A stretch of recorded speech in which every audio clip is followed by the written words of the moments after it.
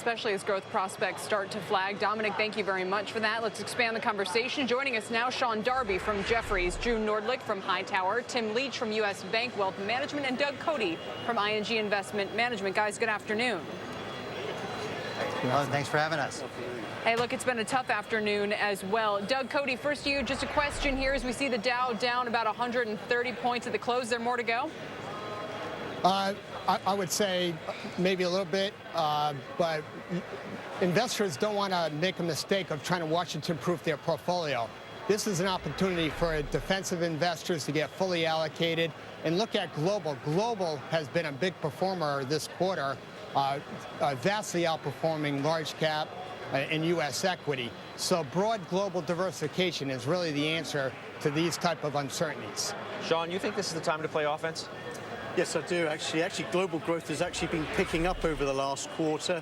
Got a resynchronization from China, Japan, through to Europe, to the US. This is a little bit of a hiccup. I think it's time to actually be buying some cyclicals in the US, some transportation stocks, and some sort of, paper plays as well. So I don't think it's time to start going into the sort of pharma, telecom, or utilities. At the same time, Drew, I mean, we are talking about something that's going to have a real impact on GDP growth. We're not talking about an economy that's growing much above 2%. That's right, Kelly. Well, we think if the shutdown lasts for a week, it will shave about 0.3% off GDP, which is about 10% of the expected growth in Q4. That being said, we think the bigger market event is the Fed non-taper from earlier last week.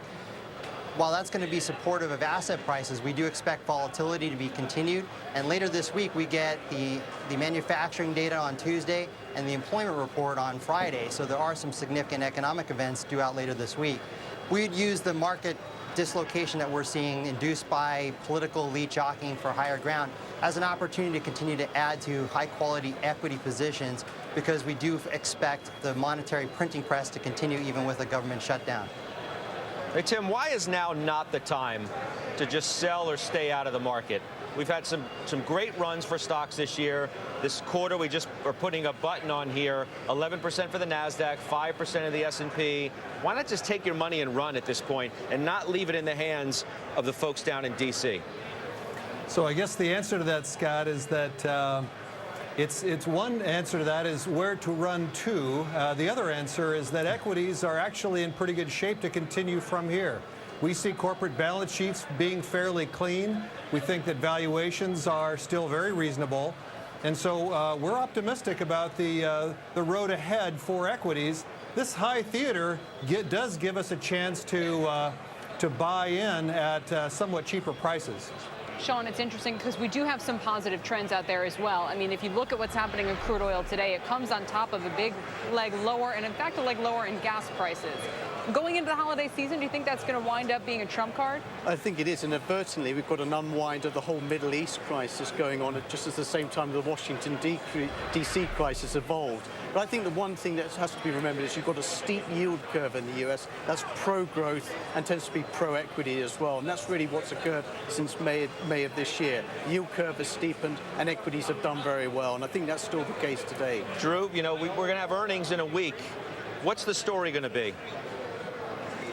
We think you're going to see a continuation of the trend where earnings beat expectations, but revenue is still challenged as there's not as much global growth as what most market participants would forecast. While that having been said, for the last 4 quarters, that's been a good enough story to continue to allow the market to reach new highs. And again, the most important factor sitting underneath our asset prices is the fact that the Fed is on full throttle and will continue to be so through the end of the year. Doug, there are a lot of people watching who have been out of this market perhaps for years and starting to think about getting back in. They're worried about getting in at or near all-time highs with all of the event risk out of D.C. we've been discussing. What's the case for getting in now as opposed to waiting until, say, January for a clean slate? Well, do it in a way that doesn't game diversification. If you're a 60-40 investor, get fully invested not just in U.S. domestic equity, but also emerging markets, international markets. On the bond side, some floating rates to hedge some of the rising interest rates. And what investors need to keep in mind is the fundamentals are still strong. In addition to corporate profits, broadening manufacturing, consumer bolstered by housing, and developing emerging markets are a source of growth for U.S. corporations. All right, Drew, Tim, Sean, Doug, we will leave it there, gentlemen. Have a good rest of the evening. We now have less than 8 hours to go before a government shutdown. What companies in your portfolio stand to take the biggest hit?